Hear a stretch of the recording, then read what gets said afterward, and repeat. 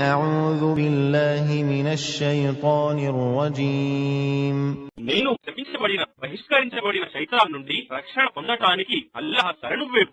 أتأتون الذكران من العالمين ప్రకృతికి విరుద్ధంగా సర్వ ప్రాణులలోకెల్లా మీరే పురుషుల వద్దకు పోతారేమిటి? وتذرون ما خلق لكم ربكم من أزواجكم بل أنتم قوم عادون మీ ప్రభువు మీ కొరకు సహవాసులు అజ్వాజ్గా పుట్టించిన వారిని విడిచిపెడుతున్నారేమిటి? అలా కాదు, మీరు హద్దులు మీరి ప్రవర్తించే జాతివారు.